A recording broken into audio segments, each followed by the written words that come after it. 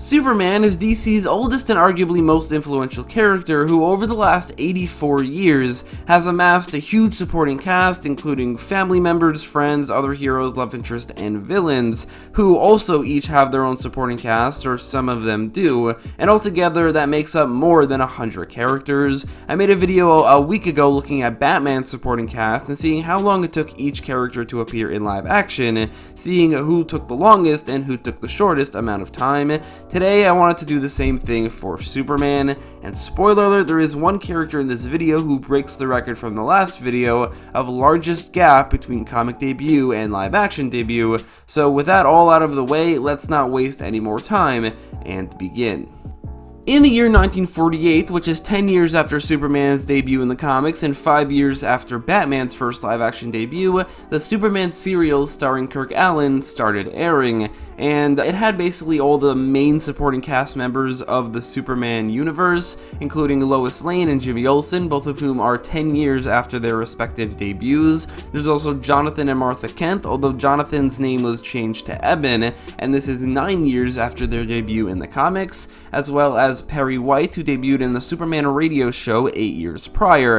And finally for this serial are the Kryptonian parents, Jor-El and Lara Lor-Van. Jor-El debuted 10 years prior in the comics, while Lara debuted in a comic strip 9 years prior. In the year 1950, the Superman serials got its own serial movie called Adam-Man vs. Superman. The Adam-Man in question in the title is actually Lex Luthor, who was given the supervillain name Adam-Man in this movie, but that never stuck, and the name Adam-Man was given to another villain, whose real name is Heinrich Melch. Also interestingly, the actor who plays Lex Luthor here is the same actor who played the first live-action incarnation of James Gordon just 1 year prior, something that I mentioned in my previous video. A Superman show started airing in the year 1952 called The Adventures of Superman, and the only character who debuted here was Inspector William Henderson in Season 1, Episode 3, which is 12 years after his debut, not in the comics, but in a 1940 radio show. He actually didn't debut in the comics for another 35 years after his debut in live action. Skipping ahead a little under a decade, the year 1961 saw the attempt at a new show called The Adventures of Superboy, which didn't get picked up, but a pilot was filmed, giving us the live-action debut of two Smallville natives, including Chief Douglas Parker, who debuted 5 years prior, and a lot more importantly, Lana Lang, who debuted 11 years prior to this in the comics.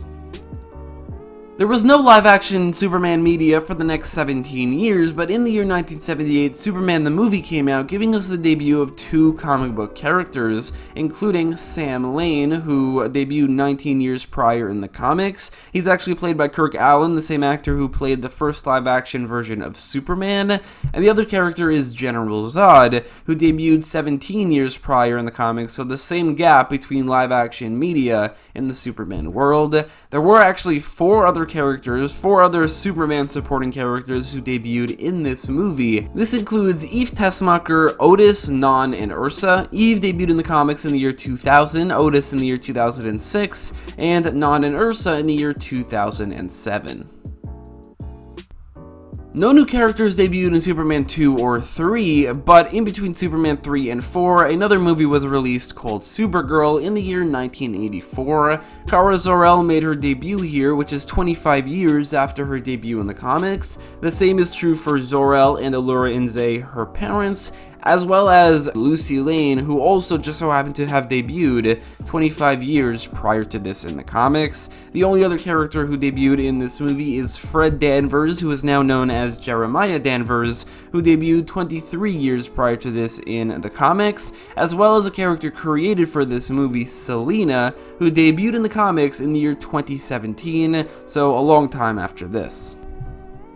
And finally for the Donnerverse, because Superman Returns, even if you count it, it doesn't have any new characters introduced, is Superman 4 The Quest for Peace, which came out in 1987. This movie didn't actually introduce any comic book characters, but Nuclear Man made his debut here, being created for this movie, and he made his comic debut in the year 2018, so like 41 years later. In the year 1989, a new TV show called Superboy started airing, which did debut a good amount of characters, starting with Mr. Mxyzptlk, who debuted in Season 1, Episode 16, 45 years after his first appearance in the comics.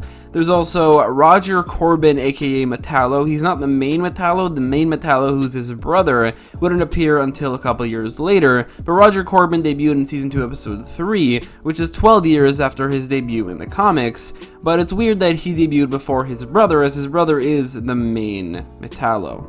Still in 1989 is Bizarro, as he debuted in Season 2, Episode 6 of Superboy, which is 31 years after his first appearance in the comics, and interestingly, he's not played by the same actor who plays Superboy, probably because the same actor on screen technology wasn't as advanced back then as it is now. Skipping ahead to Season 4, Episode 3 of this show in the year 1991, we have the debut of Kryptonite Man. Although he was actually Kryptonite Kid on the show, he's also given the identity of Michael Walker, something that he doesn't have in the comics, where he debuted 31 years prior. And finally, a couple episodes later, in Season 4, Episode 7, Lena Luthor made her debut 30 years after her first appearance in the comics, and that is it for the Superboy show. 1993 gave us another Superman show called Lois and Clark: The New Adventures of Superman, and right out the get-go in the first episode, they introduced a new character named Cat Grant, who only debuted in the comics 6 years prior, and they wouldn't have another debut until Season 2, Episode 4 in the year 1994, with a villain known as the Prankster. There is a change here, however, as his name in the comics is Oswald Loomis, while here his name is Kyle Griffin. The reason for this change is unknown to me, but he did appear a lot later, 20 years later in fact, on The Flash in Season 1, Episode 4 in the year 2014. Although he wasn't actually the prankster there, he was just a trivia host, so between the two I think this is a closer interpretation of the character, even if they did change his identity, and this is 52 years since his debut in the comics, so if we don't count this, and we only count the one from The Flash, then that's a 72-year difference, which is still not the winner for this video, but it definitely would be in the top 5. A couple episodes later, in Season 2, Episode 7, Emil Hamilton made his debut only 7 years after his first appearance in the comics. A lot bigger of a gap is Toyman, who debuted 2 episodes later, Season 2, Episode 9, 51 years after his debut in the comics. Just 1 episode later, but it is now 1995, we have the debut of John Corbin, aka Metallo, 36 years since his debut in the comics, and 6 years since his brother, the lesser-known Metallo, debuted on Superboy. In Lois and Clark Season 3, Episode 12, we have the debut of a little-known villain known as Baron Sunday, who was a character who debuted 8 years prior. What's interesting about this character is that he's played by Cress Williams, who would make the live-action debut of Black Lightning 22 years after he first appeared in the DC Universe as Baron Sunday. A couple episodes later, Bibbo Babowski made his first appearance 9 years after his debut in the comics. That is the last character from Lois and Clark, but it didn't take long for them to make another Superman show, as just 4 years later, Smallville debuted. However, between Lois and Clark and Smallville, there was a Superman-related movie in Steel. The only character from this movie who is also from the comics is John Henry Irons himself, aka Steel, the titular character. He debuted in the comics just 4 years prior in Reign of the Supermen, which is definitely one of the shortest gaps for this video. Now that we made it to the 2000s, the video will be just about Smallville, right up until we get to the year 2010, as while there is Superman Returns in the 2000s as well, there are no new comic book characters who debuted in that movie, and for Smallville, 7 out of 10 of the seasons have new characters to go over, and every season that has one has more than one, so this will take a while until we get to the year 2010. All the introductions from Season 1 were only in the pilot episode, starting with Pete Ross, Clark Kent's childhood best friend, who made his first appearance in the comics 40 years prior. There's also Lionel Luthor, also from the pilot episode, who was introduced in the comics just 12 years prior. And finally, Chloe Sullivan. Chloe Sullivan is a character who was created for Smallville, and later made her first comic appearance in the year 2010, and was mentioned in other non-comic book media, so while she was created for this show, she definitely became a Superman supporting character. Season 2 only saw the introduction of one new character. This is now the year 2003. In Season 2, Episode 11, Maggie Sawyer made her live-action introduction with a 16-year gap. It can be argued that Maggie Sawyer could have been in the Batman video, as she is just as much a Batwoman character as she is a Superman character, but in her roots she is a Superman character, and she is from Metropolis, so I decided to include her here and not in that video. Still in the year 2003, but now moving on to Smallville Season 3, in Episode 1, Morgan Edge made his debut with a 33-year gap.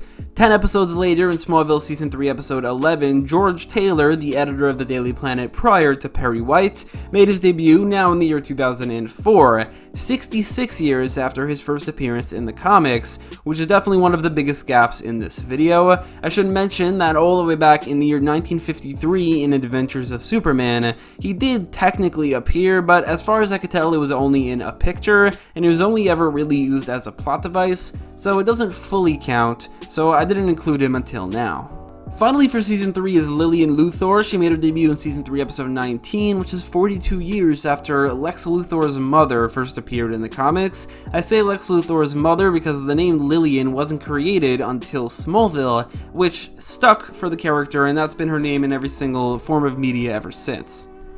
Skipping over Season 4, we have the year 2005 and Season 5. Episode 1 gave us the introduction of two new characters, the first of whom is Brainiac, who made his debut in the comics 47 years prior. I should mention that we only ever really see him in his human form, and an actual Brainiac-looking character didn't debut for the first time until Krypton in 2018. Along with Brainiac in the same episode is Nam-Ek, who is a Kryptonian from the comics, who debuted in said comics 31 years prior.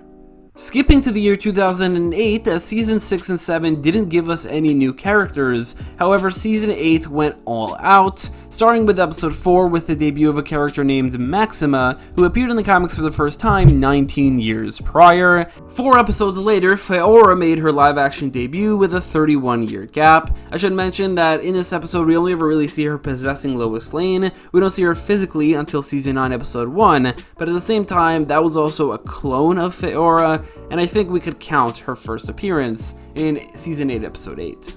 Just 2 episodes later, Doomsday makes his live-action debut in Season 8, Episode 10 with a 16-year gap. Doomsday is turned into a Hulk-like figure with a human identity who turns into Doomsday whenever he becomes angry, although he does still have the Kryptonian background. That definitely is very different from the comics. The very next episode, but also now the year 2009, the Legion of Superheroes made their live-action debut. I know the Legion of Superheroes are not strictly Superman characters, they are their own thing. However, they are heavily associated with Superman. They debuted in a Superman comic. The Legion of Superheroes show has Superman in it as the main character, and they just don't have enough live-action appearances as individual characters for an entire video dedicated to just them, so I decided to include all but one of them in this video. The only one I'm not including here is XS, and she'll be in a potential Flash video if I ever make one. But in this episode, the Legionnaires Lightning Lad, Saturn Girl, and Cosmic Boy all made their live-action debut 51 years after their debut in the comics.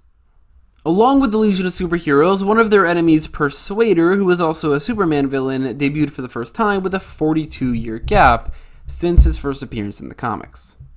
The very next episode saw the debut of Dan Turpin with a 67-year gap since his debut in the comics, which is definitely one of the biggest. 7 episodes later, which is episode 19 of Season 8, Bruno Ugly Mannheim made his debut, although I wouldn't exactly call him ugly on this show, and he has a 38-year gap. 2 episodes after that, a couple new villains appeared in this villain-centric episode, with Parasite making his debut with a 22-year gap, that being the Rudy Jones version of Parasite. There's also Livewire, who debuted 12 years prior, as well as Neutron, who debuted 28 years prior in the comics. The final character for 2009, but the first for Season 9, is a character named Baskat, who debuted in the comics 5 years prior. I don't really know who this is, but he definitely has one of the smallest gaps in this video. Moving on to 2010, we have Smallville Season 9 Episode 16 with the debut of Silver Banshee with a 23-year gap, and Episode 21 with Granny Goodness in a 39-year gap. And finally, we get to the last season of Smallville, which introduced just so many new characters. starting with Darkseid in the first episode, which I don't think many people know appeared on Smallville, with a 40-year gap since his comic book debut. Connor Kent, aka Superboy, made his debut in that very same episode, although only as a kid with a 17-year gap. We wouldn't see him as Superboy until season 10, episode 16. 2 episodes later saw the debut of Glorious Gordon Godfrey with a 39-year gap. The episode after that had Brainiac 5 make his live-action debut, played by the same actor who played Brainiac. In this reality, he is the original Brainiac reprogrammed in the future, and he has a 49-year gap. 4 episodes after that, the Female Furies debuted, but the only ones who are named are Lashina and Harriet, who in the comics is named Mad Harriet, both of whom have a 38-year gap. That very same episode saw the debut of a very non-disfigured looking Desaad, who debuted in the comics 39 years prior. 2 episodes after that, Ultraman made his first live-action debut. He's the only member of the Crime Syndicate to ever have appeared in live-action. However, here he is the Earth 2 version of Kal-El, who was raised by Lionel Luthor, and his name is Clark Luthor, which is definitely different from the comics, where Ultraman comes from a world where all the good guys are bad, and vice versa. And finally, the last character to debut on Smallville is actually from the year 2011, in Season 10, Episode 17, Ron Shroop, with a 20-year gap. There was a 4-year gap between this Superman show and the next Superman-related show in Supergirl, but in between, Man of Steel came out in the year 2013. This movie saw the debut of Kenny Braverman, who in the comics becomes the villain Conduit, but here we only ever really see him as a bully who bullies Clark Kent, and he debuted 19 years prior. A member of the Daily Planet staff, Steve Lombard, debuted in this movie with a 40-year gap. And all the rest of the characters from this movie are basically just Kryptonians that nobody knows the names of. There's Jax Orr with a 52-year gap, Tor-On with a 50-year gap, Dev-Em also with a 52-year gap, and Kar-Vex with just a 3-year gap from her debut in the comics in 2010.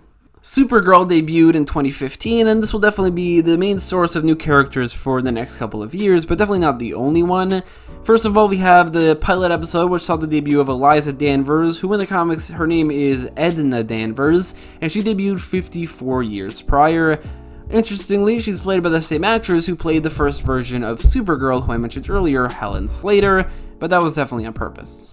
Also in the pilot episode, 2 villains known as Reactron with a 32-year gap and Helgramite with a 47-year gap made their debut. And finally for that episode is Toyman Jr. or Windshot Jr. However, this character was actually created for the Superman the Animated Series show, and he's never appeared anywhere other than that show and that universe, and on Supergirl and in the Arrowverse as a whole. He's not a comic book character, but just the fact that he's appeared in 2 different shared universes is enough to consider him for this video, and he debuted in Superman the Animated Series 19 years prior to his live-action debut. Episode 2 saw the debut of Commander Gore with a 7-year gap, and Episode 4, the last character for 2015, saw the debut of Cyborg Superman, aka Hank Henshaw, with a 23-year gap. However, we don't see him as Cyborg Superman until Season 2. Still in Season 1, but now in 2016, Bizarro Girl, or Bizarro Supergirl, makes her live-action debut 55 years after her debut in the comics. Then, 2 episodes later, Adam Grant, the son of Cat Grant, makes his live-action debut, borrowing a picture on Smallville, but that doesn't count, with a 29-year gap. However, I should mention that this is an adult version of a character from the comics who never got to see adulthood, which is so brutal. Episode 14 saw the debut of Master Jailer with a 37-year gap, as well as a villain named Alfonso Lozano with an 8-year gap. And just 1 episode later, Brainiac 8, aka Indigo, makes her debut with a 12-year gap, played by the same actress who played Supergirl on Smallville. In the middle of Season 1, Batman vs. Superman Dawn of Justice came out and saw the debut of one character, Mercy Graves, who debuted in Superman the Animated Series 20 years prior.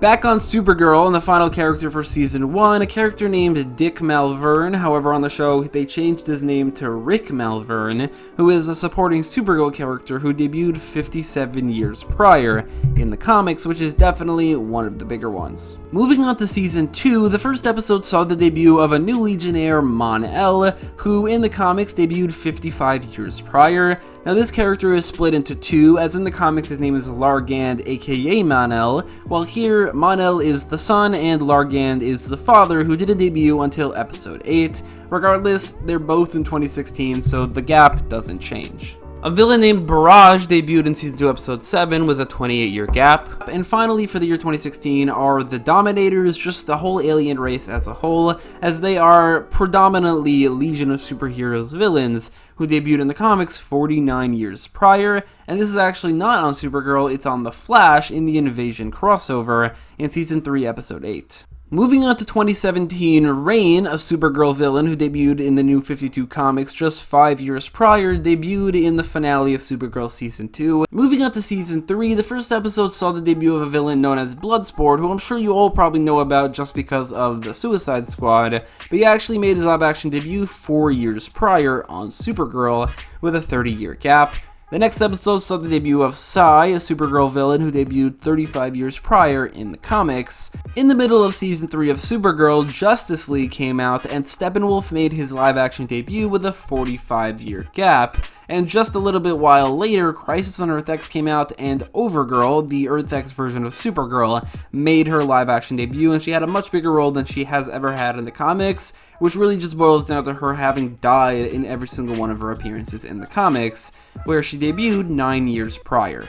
2018 saw the debut of the Superman prequel series known as Krypton, which aired at the exact same time as Supergirl Season 3, so we are going to be jumping back and forth between the two, starting with Streaky in Supergirl Season 3 Episode 10 with a 58-year gap. She is, however, not superpowered, and also she's a black cat instead of a ginger one. But what else is new? This is Supergirl. The second episode of Krypton saw the debut of Quex Ui, don't know how to pronounce that, but that's a 56-year gap. The 14th episode of Supergirl Season 3 saw the debut of Jack Nimble, aka Toyman, with a 44-year gap. However, he is gender swapped into Jacqueline Nimble and Toy Woman, I guess. Back on Krypton, Episode 5 saw the debut of a character named Lord Zod, who is the son of General Zod. However, on Krypton, he's actually an ancestor of General Zod, so it's not really the same character, they just have the same name. If an actual son of General Zod, who's named Lord Zod, ever appears in live action, that will replace this one as the de facto live action debut of that character. If this does count, however, it is a 12-year gap. So now we have a couple in a row who are from Supergirl, starting with Thara Akvar, aka Flamebird, who debuted in Season 3, Episode 21 with a 52-year gap. Ben Lockwood, aka Agent Liberty, who debuted in the first episode of Season 4 with a 27-year gap. Maxwell Jensen, who debuted in that very same episode with a 52-year gap. However, he's never seen in full Parasite form. As well as Manchester Black, who debuted in Episode 4 of Season 4 with a 17-year gap. Cutting in the middle here is an outlier in Titans, as Season 1 Episode 11 saw the debut of Crypto the Superdog, who still, now in Season 4, has yet to meet Superman. He is the dog of Connor Kent. He's also a Kryptonian dog hybrid clone created by LexCorp, just like Connor, so he's not exactly like Crypto, but he definitely is an adaptation of that dog, and he has a 63-year gap. Moving on to 2019, we have two more members of the Elite who, alongside Manchester Black, are the ones who have appeared in live action. We have Menagerie in Episode 12 and The Hat in Episode 13, both with an 18-year gap. Getting back to Krypton for a second, the first episode of Season 2 saw the debut of Lobo with a 36-year gap. Just as a fun fact, Emmett J. Scanlan, who is the actor who plays him, also played the first live-action incarnation of Jim Corrigan, aka the Spectre, on Constantine. And finally for 2019, the Crisis on Earth crossover event saw the debut of John Kent as a baby. A teenager John Kent would appear 2 years later in Superman and Lois. However, I'd argue that both he and Jordan are both adaptations of John Kent, as Jordan is the one with powers and the one who is becoming Superboy. However, the baby definitely still counts, and that is a 4-year gap, which is one of the shortest. 2020 saw no new debuts as barely anything was released, but 2021 and 2022 definitely make up for it, mostly because of Superman and Lois. Right before we get to Superman and Lois, we have the final character from Supergirl, which is Miss Gizbl, the female Mr. Mxyzptlk. That's a 60-year gap. I'm not going to try to pronounce that name. And that brings us to Superman and Lois. Cobb Brandon, who is a very new character who debuted in 2016, so that's 5 years prior, debuted in the first episode. In the second episode, the Eradicator debuted. However, it isn't really the Eradicator, it's a combination of a very large amount of characters. The Eradicator and Morgan Edge are both combined together and given a completely new background and name in Tal-Rho, the half-brother of Clark Kent, all of which was created for this show. But I would argue he definitely is an adaptation of the Eradicator, a character who debuted 32 years prior.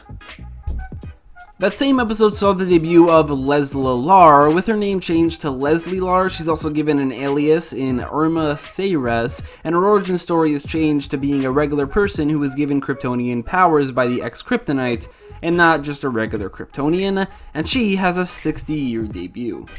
Episode 4 saw the debut of Thaddeus Kilgrave, or Professor Kilgrave, with a 33-year gap. He's played by the same actor who played the first ever version of Rudy Jones, who I mentioned earlier in this video. There's also Dabney Donovan in the same episode, who has a 50-year gap. Next up is Natasha Irons, aka Steel, who in the comics is the niece of Steel, and here her backstory is changed drastically. Her name is changed to Natalie Lane Irons, and her backstory is changed to being the daughter of John Henry Irons and Lois Lane from another universe. She has a 27-year gap. The final character from Superman and Lois Season 1 comes from episode 11, and that is the Atom Man. I already mentioned him earlier in the video. Atom Man was Lex Luthor in the movie Atom Man vs. Superman, but the original is a Nazi named Heinrich Milch, aka Atom Man, who for this show was modernized, so instead of a Nazi named Heinrich Milch, he's a neo-Nazi from America named Henry Miller,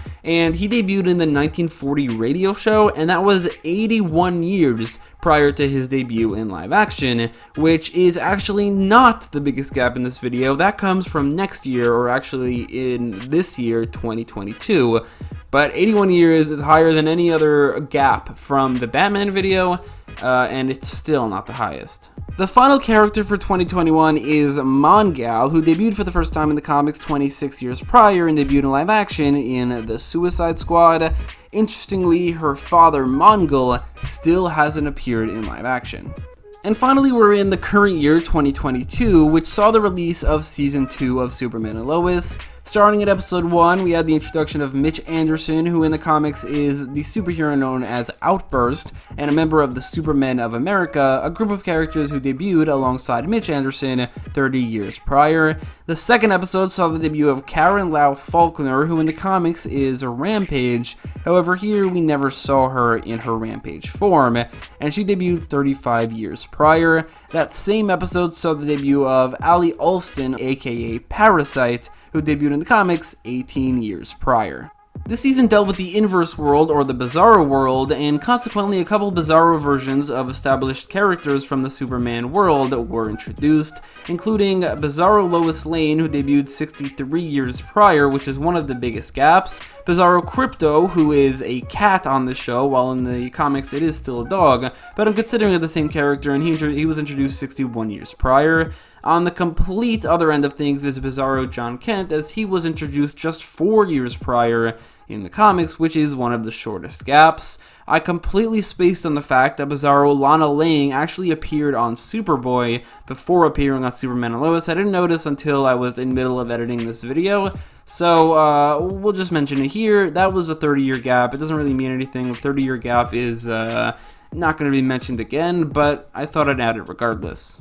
So that's it for Superman and Lois Season 2, but there are still 2 other characters, the first of whom is not the record breaker. The last character I'm going to go over this video, that's the character who breaks the record, and they debuted like a couple weeks ago before I'm making this video. Before that, however, is the Legionnaire Tina Wazo, aka Phantom Girl, who appeared on The Flash in Season 8, Episode 9, relocated to the present, and she debuted in the comics 61 years prior. And finally, on Stargirl, in Season 3, Episode 9, the Ultra Humanite made his live-action debut, after debuting in the comics in the year 1939, just 12 issues after Superman himself. 83 years. For those of you who don't know, the Ultrahumanite was the first Superman villain that he ever fought, and he was his main rival for like a year in real life, right up until Lex Luthor was introduced and took over that role. All these decades later, the Ultrahumanite finally makes his live-action debut, and it isn't even in a Superman-related project. It's on Stargirl, because he has fought the JSA at times. Regardless, however, 83 years is gotta be one of the biggest gaps in the DC universe, or at least in the year 2022. With all of that out of the way, however, let's get into the top 5 longest and the top 5 shortest. However, I'll go over them a lot quicker this time because this video is way too long. For the shortest list, I'm not counting characters who debuted or were created for certain shows and movies, because obviously that wouldn't be fair. In 5th place is Emil Hamilton and Commander Gore at 7 years. In 4th place is Cat Grant at 6 years. In 3rd place is a 4-way tie between Rain, Chief Douglas Parker, Cobb Brandon, and Boscott at 5 years. In 2nd place is a 3-way tie between Steel, John Kent, and Bizarro John Kent at 4 years. And finally, in 1st place is Carvex at just 3 years. And finally, the top 5 longest gaps between the comics and the live-action debut. In 5th place is Krypto and Bizarro Lois Lane at 63 years, which are the only tie on this list. In 4th place is George Taylor at 66 years. 3rd place is Dan Turpin at 67 years. 2nd place is Atom Man at 81 years. And 1st place is the Ultrahumanite at 83.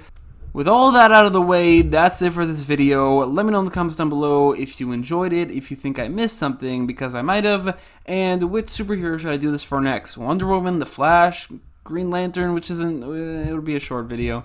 Thanks for watching, bye.